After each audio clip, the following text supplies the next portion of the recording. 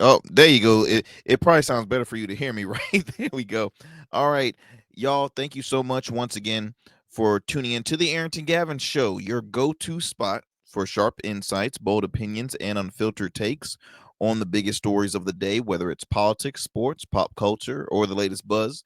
Look, we're diving deep and keeping it real. So do me a favor, kick back, stay informed, and as always, get ready to join the conversation. On today's conversation, my friends, we're going to be talking a little bit of everything. Okay, we're gonna continue on. I want to share a little bit of my take on those who are defending the hip hop artists that were performing during the Trump inauguration weekend. I'm gonna do that very very short because that's dead and gone. But I wasn't finished on sharing some more or responding for some more folks who were defending them. Also, just some more highlights happening. Still the first 100 days of Trump's administration. Um, he has been traveling from different from state to state. He was in California not too long ago um to meet up with the governor of California as well as the mayor of Los Angeles, Karen Bass, who uh, California is going through some rough times at the moment due to the wildfires. So him and First Lady Melania Trump was there. Also, just some clips I want to share of folks from different parts of the country, or different parts of the world, sharing their uh, thoughts on President Trump. Okay. Um, in addition to that, a lot of protests have been demonstrated in regards to his he's putting an end to DEI, diversity, equity, inclusion. Now, to my knowledge, companies can still keep that program going on within their business, but there has been corporations like I believe McDonald's that has pulled that program away. There's other businesses that have pulled that away, so I'll talk a little more on that in the show. Also, an interesting story that came across my feed. A influencer, uh hip hop artist, I believe she is, goes by Dank Demos.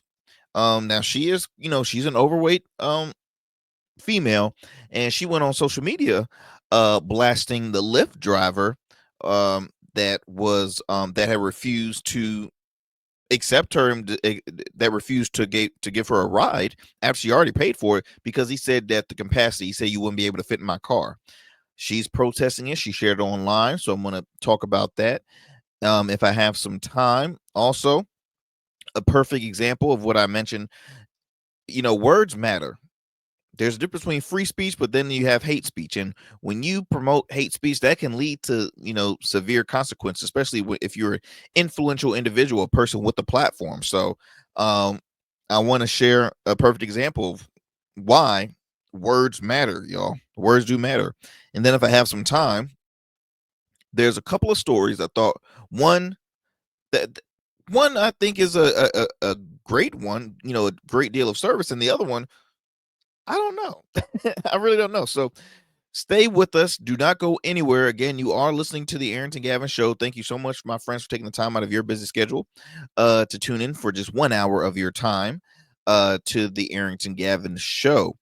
Multiple ways you can tune into the program. We drop new episodes Monday through Fridays, 5 days a week, 5 days a week, available on all digital and streaming platforms, the streaming platforms of YouTube, as well as the streaming platform of Rumble. All you have to do is just type in the Arrington Gavin Show. You can find us there. It's very simple and easy. You can also listen to us wherever you get your podcasts, whether that's Apple, iHeart, Odyssey, Spotify, Stitcher, any and all major podcast platforms. You will find us on there. Uh, Also, in addition, you can check us out on our radio affiliate, WDJY 99.1 FM, Straight Talk, out in the Metro Atlanta area. We air Monday through Fridays at 11 p.m., as well as online at WDJYFM.com. So there's multiple ways you can listen to us from there. Before I move forward, I would like to acknowledge some of our proud supporters of the Arrington Gavin Show, like our friends over at Bernardo's Menswear. That's right, my friends, Bernardo's Menswear. Attention, gentlemen. It's time to elevate your wardrobe. At Bernardo's Menswear, they believe style isn't just about clothes, it's about making a statement. From tailored suits that fit like a dream to casual essentials that define effortless sophistication, Bernardo's has it all. Weddings, interviews, or a night on the town, they've got you covered. Visit Bernardo's Menswear today because first impressions matter. Style yours with us. Bernardo's Menswear is sharp, timeless. You can find them by going online to bernardomenswear.com. Again, that's bernardomenswear.com.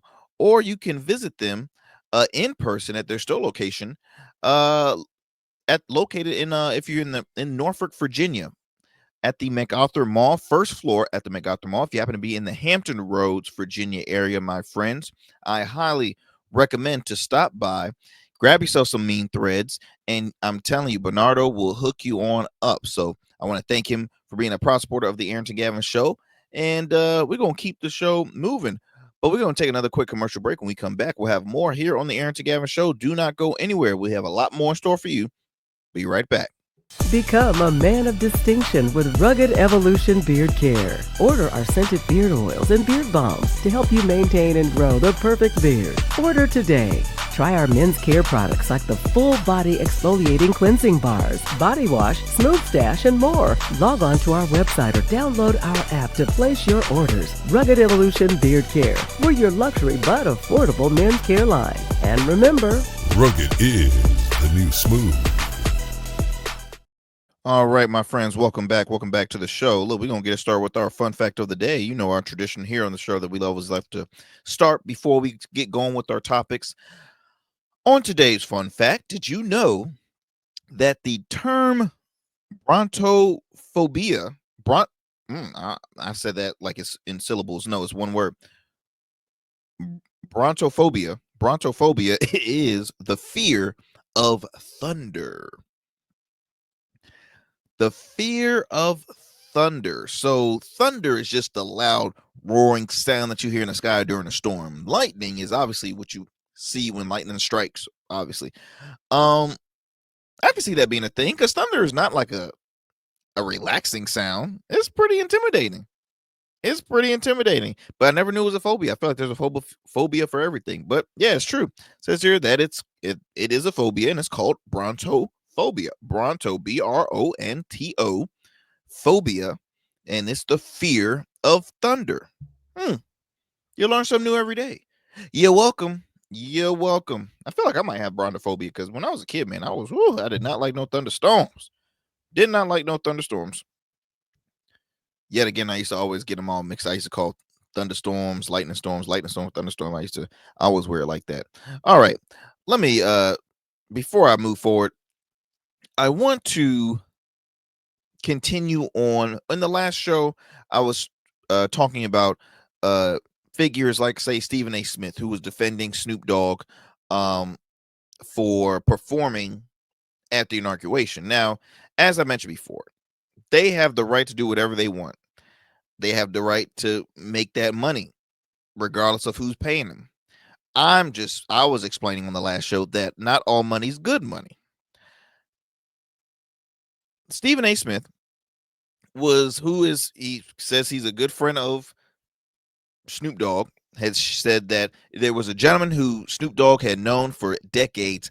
That's the reason why he was performing, because of that man, Stephen A. So again, you stop trying to cover up for him. Stop trying to speak for him.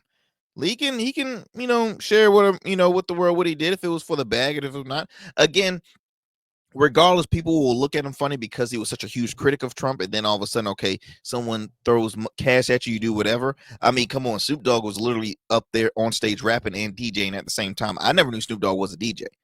I never knew he could DJ, so it was a bit odd seeing him up there. And on top of that, in his lyrics, he used the N-word in a crowd of mostly Trump MAGA supporters, and which is not a lot of minorities, which he really shouldn't be. It's back and forth. Like I'll be honest, I've used it before. The term, the N-word, I've used before. I'm not proud of it. but it's almost like I use it. I'll use it if I'm angry, like this fool crazy, this joker crazy, what, stuff like that. I don't just flat out call it mine. No, nah, nah, nah, nah. I just That's not me. That's not me. Um, but again, Stephen A. Smith was quick to defend Trump, and hey, Stephen A. has the right to do so. But other folks were defending all the artists. The our the our friends over at the Breakfast Club. Now, Charlamagne the God, I don't know if it was a part of the Donkey of the Day or does a segment on a show where he does that. Now, he shared, for those who criticize the artist should are hypocrites, because where were you when Trump was laughing up there to uh uh Donald Trump during the funeral? Where were you when uh Joe Biden said welcome home to President Trump?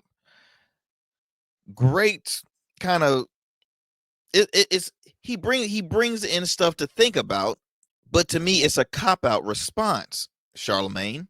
And the reason why I say that is because we all know Obama is a class act individual, regardless, especially if he's not a controversial person. If he's not somebody that is big on back and forth arguing and just simply, because I'm like that. I guess you can almost call me like a yes man sometimes, because I'm always like, oh, I don't want to cause any issues and problems. And if I see something wrong, I'm like, oh, well, it's none of my business. I'm just, so I wrestle with that. I have to do better, but that's me. So for one, I bring up Obama in respect to the Carter family, because it was a funeral. What is he supposed to just ignore the guy, while this man, if he starts triggering words in his ear and then they go back and forth, they bring all the attention to those two? Look, it wasn't that time, it wasn't that setting. Now for Joe Biden, I mean, what do you say? Do you just stay silent, don't shake hands, and make a big scene? Now that's what a lot of folks who are trying to support the Democrats are pushing for, because they say, hey, the Democratic Party doesn't have a backbone. They're weak. They're not it. No, don't shake his hand. Don't, what he said to you. No, don't act all lovey-dovey, because that's fake. Look, we all know it's fake. So why are we whining the fact that, okay, he embraced Trump, saying, oh, welcome home? Well, he said that because the guy was president before and he is coming back. So what is he supposed to say? What is he supposed to say? Even if he shakes his hand, if he takes a picture, y'all gonna criticize. Oh, how can he even stand there? I wouldn't even showed up. And I get when people are saying, you probably say, well, Arrington, did Melania show up for this, or did Trump ever show up for this and that and the other? Look, most likely they didn't. And then on top of that, too, a lot of those funerals of past presidents, or past past first ladies, Trump was not invited. Okay, Trump was never invited to those things. So you got to remember, he didn't show. It wasn't the fact he didn't show up; he wasn't invited. So real quick, I just want to say, I think that's all a cop out for those who were defending Snoop, Nelly, all of them. Look, you got caught up in just being money hungry and not thinking of the overall outcome. Clear as day. I'm still going to listen to Snoop Dogg songs. I'm still a fan. If I ever get the chance to meet him, I will still embrace him as a fan, because I am a fan of him.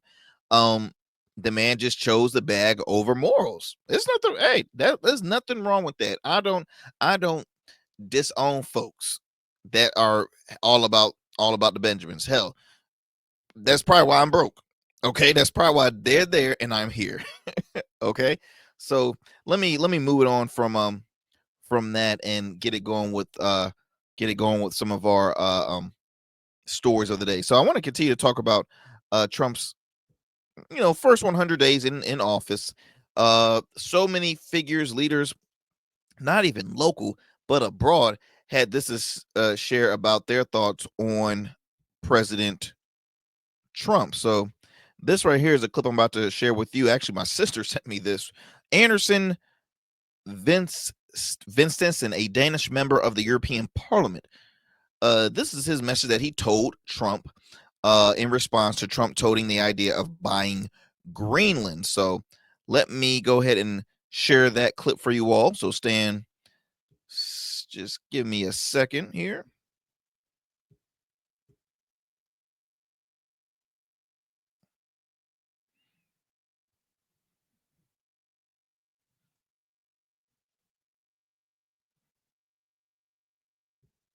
Dear President Trump, listen very carefully.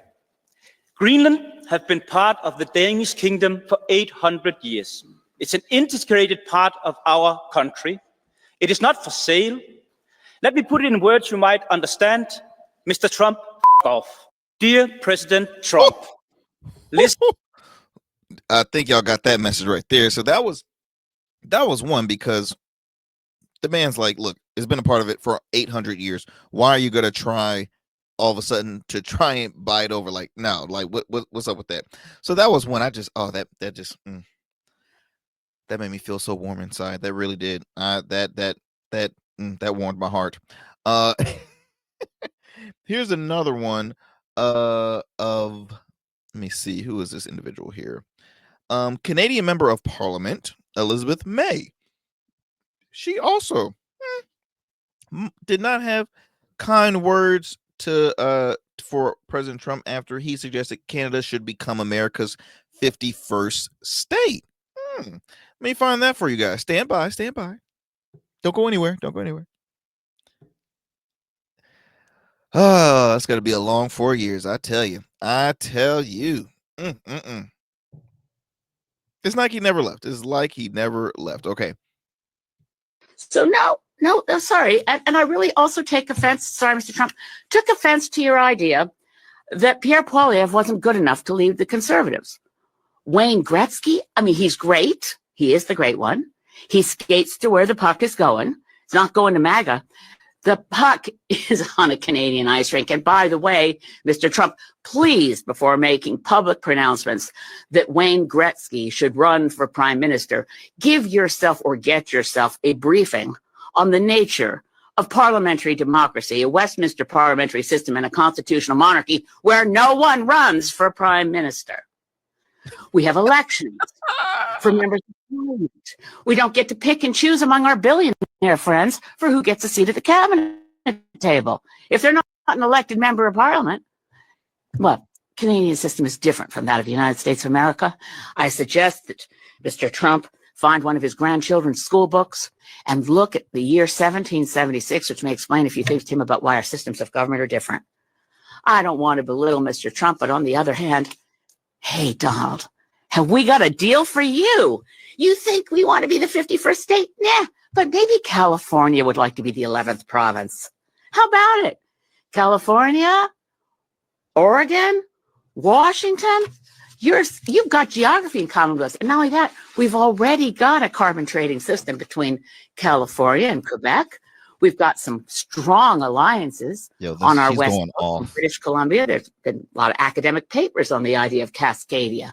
So California, Governor Newsom, and Washington State, Jay Inslee, and newly elected Governor of Oregon, Tina Kotek. How about it?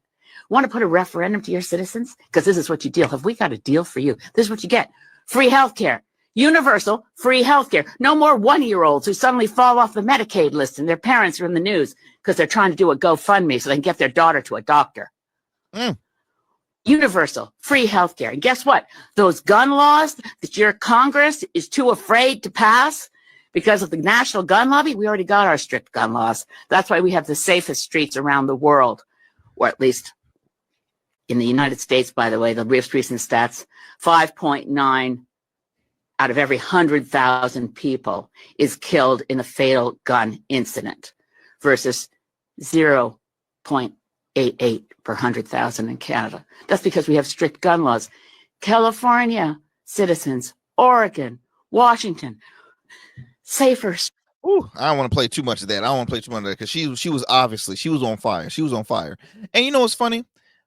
This is what people are pissed about when it comes to the Democratic Party. This lady right here from Canada was nailing it to Donald Trump after his statement on possibly buying Canada. She spoke with fear, she spoke with facts, and she had a backbone. And that's what folks wish current leaders in the Democratic Party could be. You have a small group of individuals like that doesn't receive the support.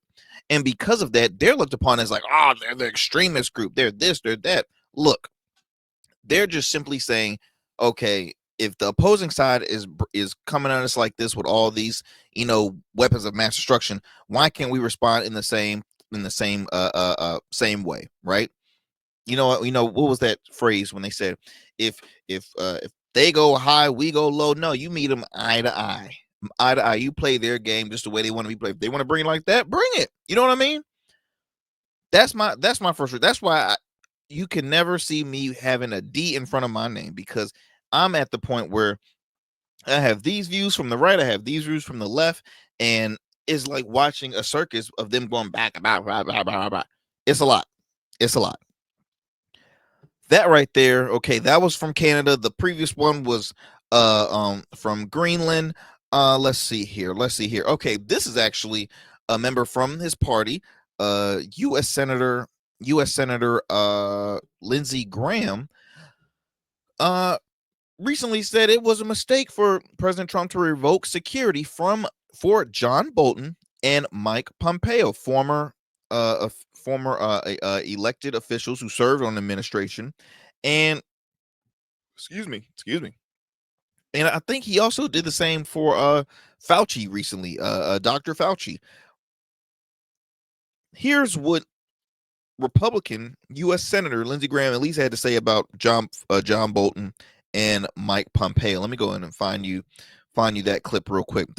I got more because this is the follow-up that y'all need to be aware of for those who either did not vote, for those who might have voted for him or voted on the opposing side. I'm just giving you the spill because it's time for us. I got to keep y'all up to speed with things are happening in the news and beyond. So here, let me play you this sound bite. He was on CNN on State of the Union recently, I believe, with Dana Bash, U.S. Senator Lindsey Graham. President Trump revoked the security detail of the former Secretary of State serving under him, Mike Pompeo, his former National Security Advisor, John Bolton. Both of them were facing security threats because they were in charge of an operation to take out Soleimani in Iran, an operation carried out under Trump. Right.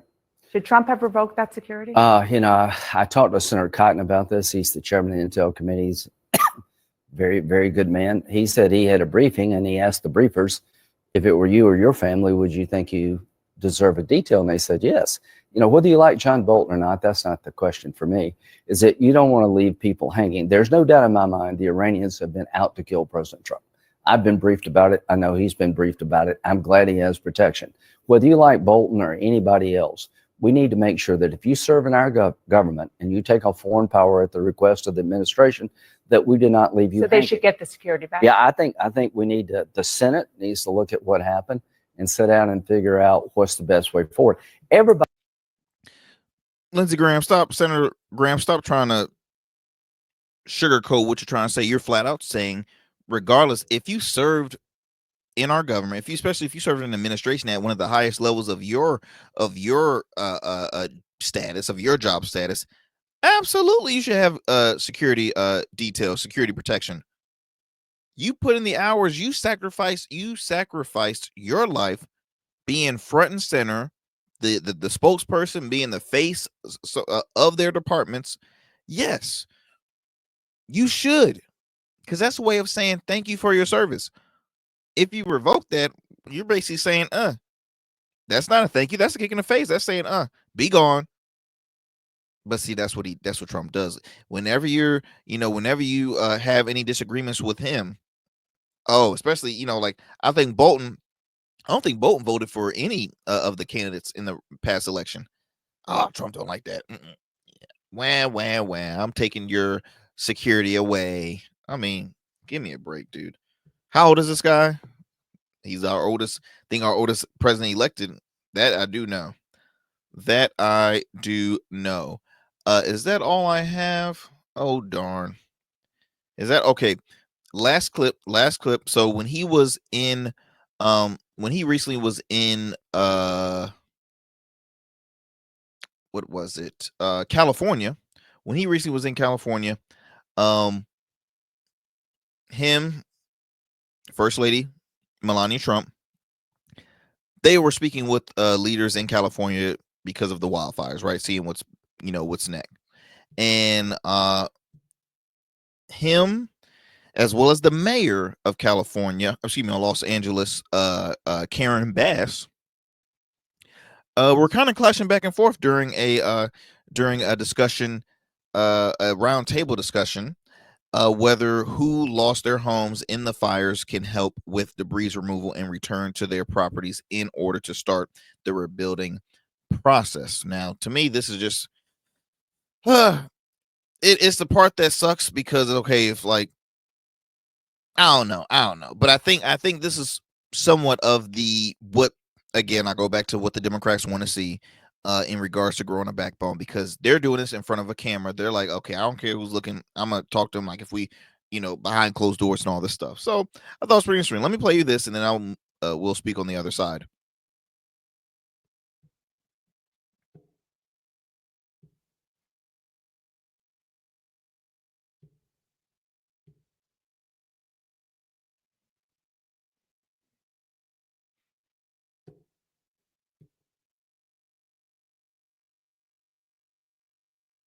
We can, slashing regulations, expediting everything so that people can begin the process right away. You know, we have the Disaster Recovery Center on Pico and Westwood. We have building and safety there. People are already contacting the local agencies. We're bringing our city departments together so that people don't get caught in the loop of going from one room to the next. We want them all to be in the same room so that you can get busy rebuilding ASAP. And the number one thing that we are going to do immediately, and you will see this happen, is to clear out the debris. And we're concerned right now over the weekend because of the potential rain, but we are going to move as fast as we can, but we want you to be safe. And we want you to be back in your homes immediately. But the people are willing to clean out their own debris. Yes, and they can. You should let them do it because by the time you hire contractors, it's going to be 2 years. If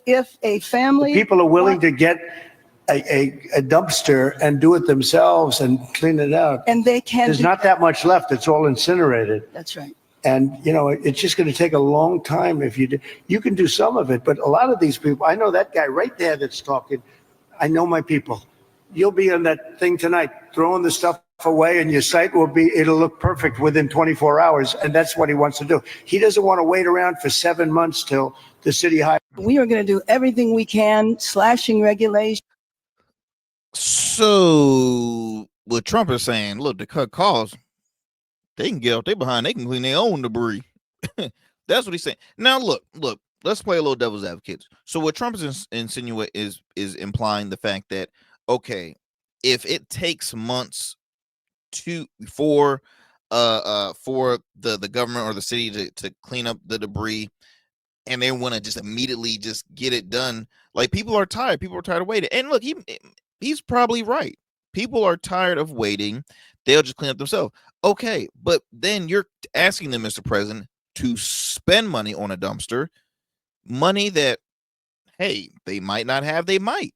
No one knows their finances after a lot of their stuff had been burnt to the ground. He's saying it's all pretty much it's not a lot of cleaning up for them to do, so they might as well just clean up themselves. But again, I'm like, they should not have to. They should not have to. They did not cause this. Mother Nature did. So maybe you should get down and dirty and help out those who elected you in office. I mean, that's what I'm hearing. The mayor is saying, okay, wait for the resources to come, and they will clean it up for you so that you can move back in your homes. You don't have to lift a finger because you're already trying to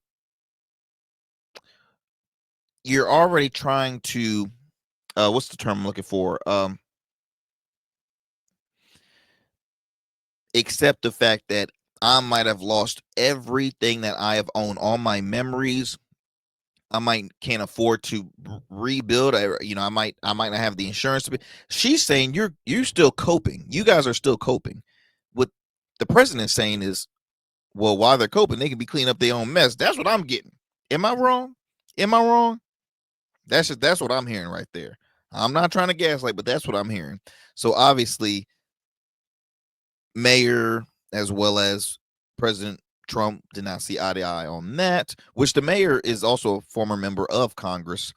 And then there was a congressman that was also kind of going back and forth with President Trump. He had, I think his quote was, "Don't punish individuals for the policies of their state." That's what he was. That's what he had said. So I mean, it's a lot to impact there. But I'm going to, as I digress, I want to move it on and bring up coming out of politics for a second.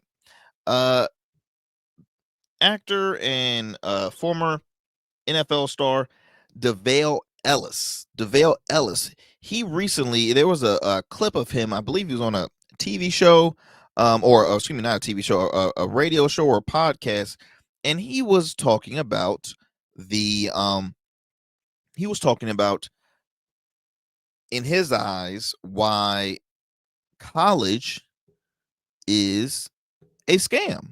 So I want to play you this clip, and I'll give you my take on this. So hold tight as I pull up this soundbite of DeVale Ellis giving his thoughts on just college in general. Right? Is it the right route to do? Is it a scam? Is it not a scam? We'll talk after this. I've been saying this for years. I've been saying this to my kids, right? I think college is a scam. I do. If you look at the millionaires in this country over the past 5 decades, most of them. So I would like to play. I would have loved to play the that clip for you, but there was some background music there that we ain't. We yeah. So I'll explain a little more. So what DeVale was implying, the fact that college is always promoting as a sales pitch to folks that don't have funds yet once they even graduate. So for example, you come to college, they will say, okay, look, just do like some kind of payment plan, do get a loan, this, and the other. You're fine. What you're gonna do, you're gonna do exactly what you want to do in life, and by the time you graduate, you're gonna get a job, you're gonna pay it off. It's easy, it's fine. Knowing good and hell well, that's not the case. I know so many folks that are still paying student loans from undergrad, and guess what? They're doing jobs that required added school, whether if it's master's or doctorate, and it's extremely expensive. Now, education is key. I truly, truly believe that you need education in your life, and college is a great thing to do.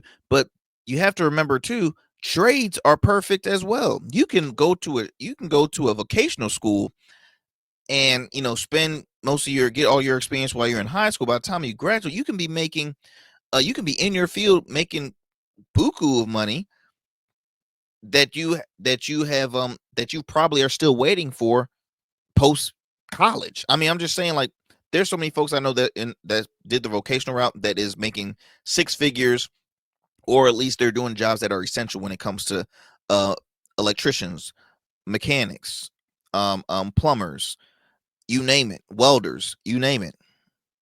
Now, when it comes to college, I look at it like this: attorneys and those who work in the medical fields, that requires schooling. But I just feel as though that I wish schools can be more realistic to students.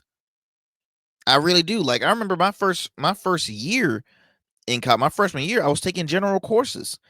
Each class costs money. Guess what? Books cost money. Used books cost money. That first year, I'm like, this is nonsense. I did not start taking classes that was actually in my major until, I'll say, my 4th semester. So my second year, last semester class, my sophomore year and last semester, I started to really dive deep into my my field, my major. And then sadly, there's folks that struggle so bad trying to pass one class, and some of them just say, look, let me either change my major, and then I just want to get that piece of paper. Look, there's jobs that are either accepting folks that are underqualified or overqualified. It is so difficult. The reason why I brought this up, because DeVale is saying it's time for Black people to pivot, ditch traditional education for trade schools, and lean all the way into nepotism. And so, an example, nepotism is somebody like a okay, O'Shea Jackson, right? And and this is not a shot at him, but I remember hearing a conversation with his dad, Ice Cube, and he said it's nothing wrong with nepotism. There's nothing wrong with that. So O'Shea Jackson is extremely talented. He's an actor. He's a podcaster. He has a podcast that the theme is mostly talking about wrestling. But he's a great actor. He played his dad in the NWA bio film. He played in Den of Thieves, which was really good. He's a great actor. He would not have had the opportunity where he has right now if it wasn't for his dad's status. It's nothing wrong with that. How many times have y'all not heard the phrase, it's not what you know, it's who you know? Look, that's why I advocate for networking, building great relationship with people, because sometimes that simple, that simple relationship, that one contact, that can really help guide you in a quicker route rather than waiting for hours, and for not for hours, but for months, for years, for decades. And there's nothing wrong with nepotism. What DeVale Ellis is saying too, you have to realize a lot of millionaires and billionaires, their status is off of nepotism. Majority of the wealthiest people in our society did not have a college education. I'm pretty sure Gates did not go to college. I don't know if Bezos went to college. Elon Musk, I'm pretty sure wasn't. Matter of fact, let me, while I'm over here guessing, let me just have list of wealthy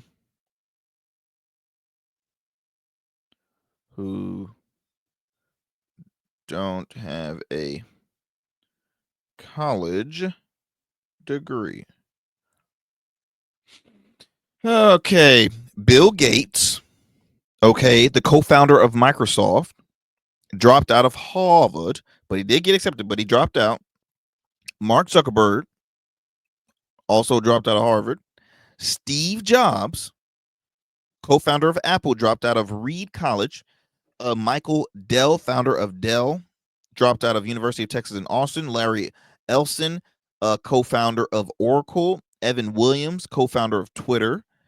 David Karp, founder of Tumblr, dropped out of high school at the age of 18. Richard Branson, Oprah Winfrey, left Tennessee University before finishing her degree. Okay, so he technically did. Ted Turner, he dropped out of Brown University. Jay-Z, Rihanna, Kanye, Cameron, like the list goes on. Ralph Lauren, Elon Musk, who was on the coast of being the first ever trillionaire. So why is it that these folks, obviously it worked out for them and they didn't need a college degree to prove that? So what is college nowadays? Why is it that, and I can really, I believe college should be free for US residents. That would be pretty dope. I mean, free college tuition. Whew, if you do it in high school, you might as well do it in college. But like, why do you guys think? Do you think college is a scam?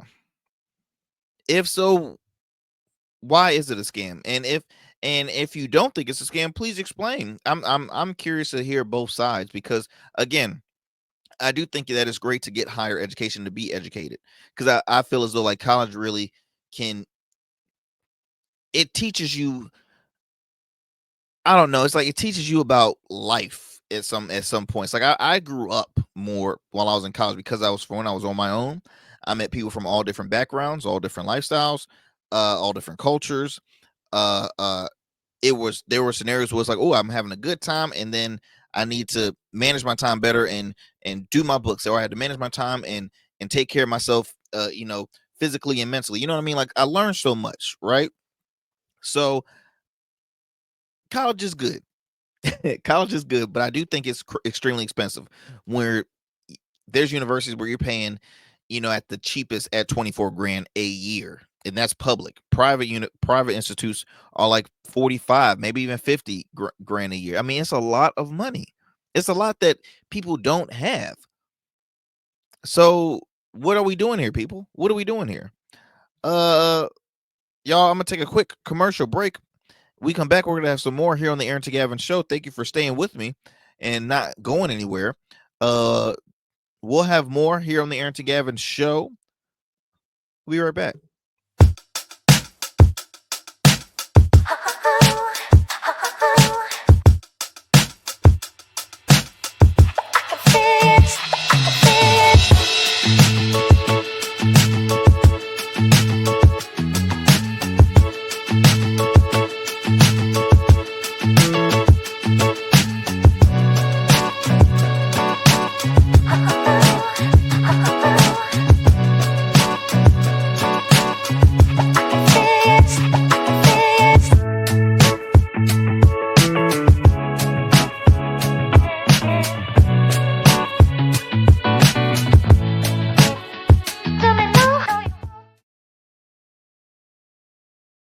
Welcome back, my friends. Welcome back to the Arrington Gavin Show. I'm your guy, your homie, Arrington Gavin. So on our next story, we talk about an influencer who recently experienced an embarrassing and just an embarrassing moment that she shared on her social media, which she happened to be a quite an influential individual. She has 136,000 to be exact TikTok followers and 164,000 supporters on Instagram. Her name is Dank DeMoss. She is a plus size influencer. She says that that a Lyft driver refused to service her due to her weight. She describes this ish is humiliating. So I'm gonna play you a soundbite. If try and listen closely and see if you can hear the altercation, and then I'll share my thoughts on this. This Lyft driver denied me service. BC of my size. What you saying? Yeah, I got no space. My car is small. I can fit in this car. No, believe me, you can't. Yes, I can. Believe me. So, I'm sorry. What am I doing about my money? I'm going to cancel you. You're not going to be charged. So you telling me I can't get in the Lyft because I can't fit in your car? Yeah, you need to order a bigger car. What makes you think I can't fit in a car? Yeah, I'm sorry. What makes you think I can't fit in this car? Because the car is small in the back. My best friend has a Benz that's newer than this that I can fit in. That's the same size. Yeah, I'm sorry, I can't. So you really telling me I'm too big to get in your car, so I gotta order another Lyft? Yeah. And to be more specific with you, I got very tired tires. What I got? This Lyft driver denied me service. BC To do with your tires? Yeah, and you have no space. How do you know I don't have no space? Yeah, I got no space in the back. How do you know I don't have no space? Because I tried before. Huh? Because I've been in this situation. So every big person you turn down because they can't fit in your car? Yeah, because they need to order the Uber XL. No, I don't never have to order Uber XL. Then I'm really sorry. What's your name? Abraham. So I'm gonna stop right there because I'm not gonna, share the man's name or anything like that. But okay, so here's what I have to say about this. So I looked up this the influencer's weight, and I don't know how true this is, but when I looked it up, it says that she weighs at 489 pounds. Now, I'm gonna say this. The Uber driver, the Lyft driver, I believe was wrong because, okay, attempted. Like, if I was a Lyft driver, me automatically refusing somebody in my car is already a big no-no, and it's not gonna be on my I'm gonna be taking the L regardless. If I think that I'm in the right, I'm gonna look like I'm in the wrong.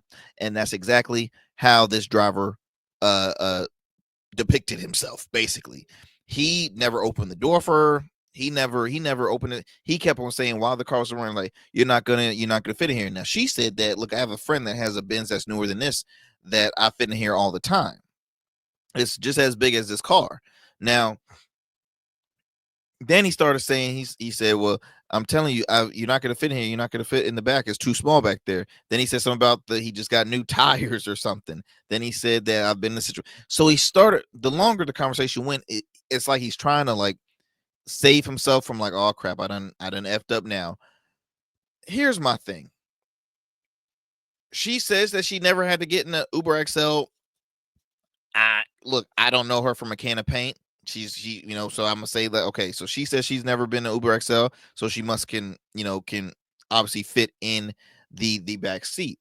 The man was wrong for not even allowing her to be in the car, but in his defense, it is a Mercedes Benz. That man's probably like, look, this is an expensive car. If this messes up by any means, I don't know how I'm gonna do this. Is if it messes up, how can I explain to this lady that you messed up my, I don't know, suspension or tire? I'm not good with cars like that, but how would he get his return in fixing his car and say, okay, I had somebody that was a plus size individual, and that's the reason why my car is acting like this. How's he gonna get someone to pay for that? Right? Now, her being an influencer, she's gonna do what influencers do: share it online, share it on social media. So he's already, screwed in a sense, right? He's all on social media. He gave his name to her while her phone was on. She then goes on to speak about her experience, which again, it's a horrifying experience. But y'all, and this is not, I am not trying to fat shame, so please do not take it like this. But either she will take this as, wow, this is so messed up how I was just so ashamed and discriminated like that, or is she gonna take it as a form of, I do have to do better with my weight? Because I'm gonna take it back to an old story where this person, I think, was suing a airline because they couldn't, like, they couldn't meet her accommodations as far as sitting comfortable in their seats. And there was something where there was a story where an individual who was a plus size woman was saying that they should be accompanied with one complimentary seat if they do pay for one seat, but basically be have a complimentary extra seat for them to fit them comfortably. To me, I'm like, no.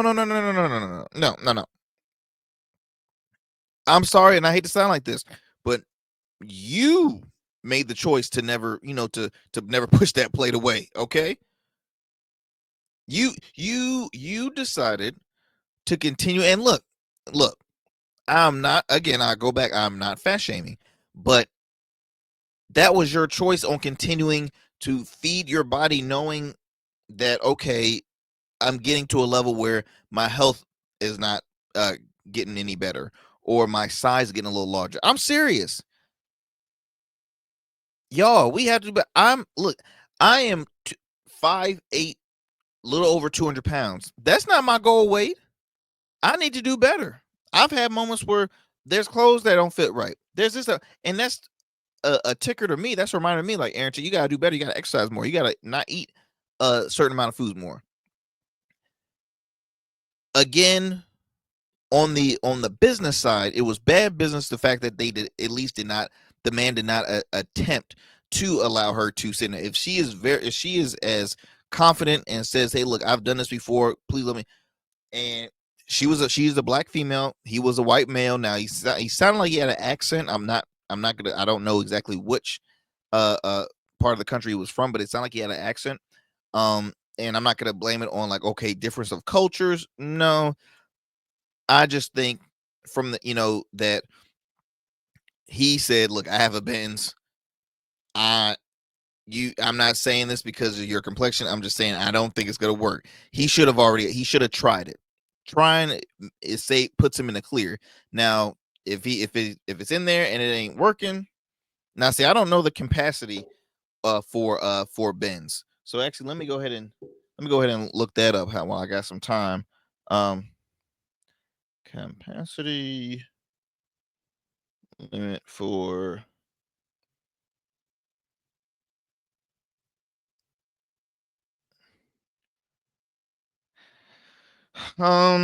it says here, oh Lord.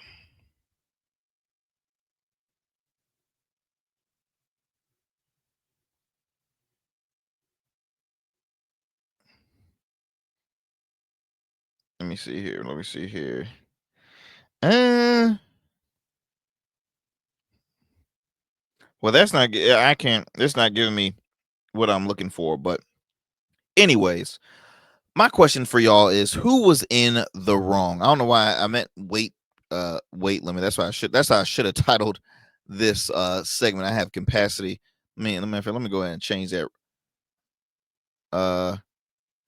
What's your take? Who was in the wrong in this? Who was in the wrong? Was the gentleman in the wrong for refusing this young lady a ride in his Lyft? Now, he did not take her money. He said he was going to refund her and just keep moving.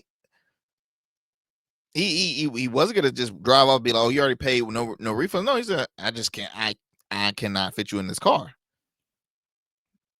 I mean, it's moments like that to me, y'all. I think it's just a tough love reality kind of thing.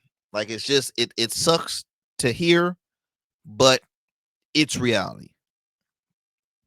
There's gonna be times where there's folks that, and that man did not have a nice way of saying it, and he was really trying to find a better way to say it, but he was struggling because, oh gosh, I don't want to look like this, that, and that. I mean, it's difficult. It's difficult.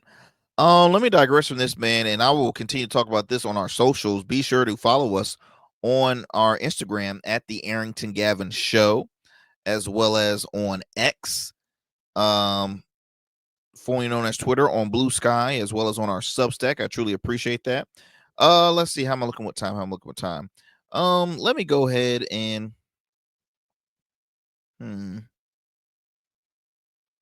let me go ahead and share this story real quick on the, because I'm looking at my time. So recently, there was a shooting at a Nashville.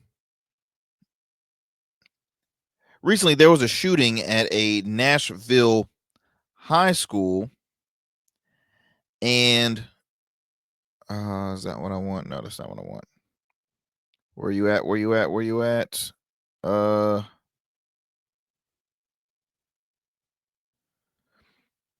Recently, y'all, there was a shooting at a Nashville school, and the shooter reveals he was inspired by two people.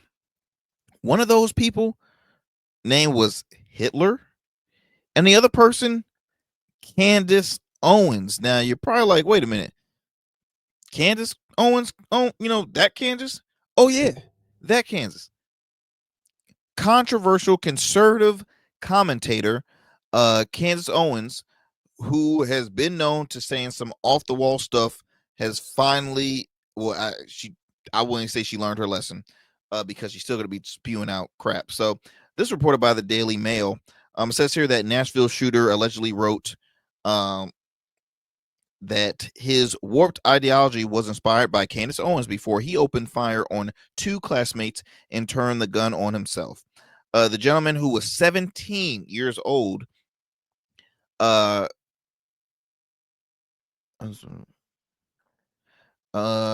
on a shooting rampage, shooting two classmates and then taking his own life. The high school was at Antioch High School.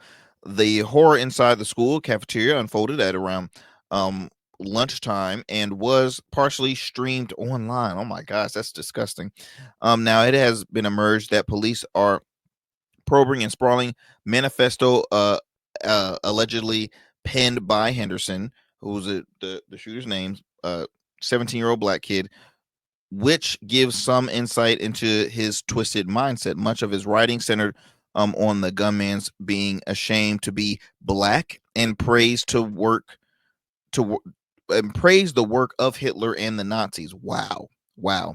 Much of his writing centered, under one section headed, "Is there a particular groups or people that radicalized you the most?" Political commentator Owens is named checked alongside far right influencers Nick Fuentes and YouTuber Mr. Beast. You know what? It's a shame. It's a shame because once again, I've spoken about these two individuals, Candace Owens and Nick Fuentes. Nick Fuentes said a disgusting remark the evening of the election after hearing that his guy Donald Trump won. And I won't repeat it because I won't entertain it, but he said some disgusting things. So has Candace Owens, who she makes a living off of talking about black people. Oh, and she happens to be black, but not all skin folk is kinfolk. Um, the sad thing is this is an example of why I share, folks. Words matter. You might wanting to say all the most controversial stuff because you want to get viral and clicks and all that other stuff, but you got to think of the overall outcome, the overall message that you can be spewing out there, because other folks can respond it differently. So this is what Candace Owens had to share on her platform. It's truly sickening that people would use the death of a young 16-year-old girl to try to quickly score political points rather than to responsibly making sure that what they are sharing is accurate. Regardless of the alleged manifesto, it is an obvious troll. How can you tell? Because the deranged individual plagiarized the exact same language from the Christian Church's New Zealand manifesto combined with other manifestos and writing. I'm not going to even read more of what she's saying because it's nonsense. She continues to spew out hatefulness, lies. I mean, I think there was a few countries that had banned her from even traveling there because all she says is just nonsense. She's a weird person in my opinion. She's extremely weird. She's going to continue being that. I guess you can call the black what I don't know, Rush Limbaugh. I don't know. She's in a league of her own. She's in a league of her own, and she is making millions off of it. So hey, all I'm saying is, y'all, prime example of why words matter. Words matter. Please, please, if you have a platform, please, share positivity and not negativity. Y'all, that is my time. As always, I thank you so much for taking time out your busy schedule. I'm going to continue on with topics that I didn't have time to mention on this show on the next show. So be sure to stay tuned and continue to support the Arrington Gavin show. We drop new episodes once again Monday through Fridays, available on all digital and streaming platforms: YouTube, Rumble, podcast platforms, WDJY 99.1 FM Straight Talk. Follow me on Instagram, Twitter, X, Blue Sky, and Substack. Peace and blessings, y'all. I will see y'all next time.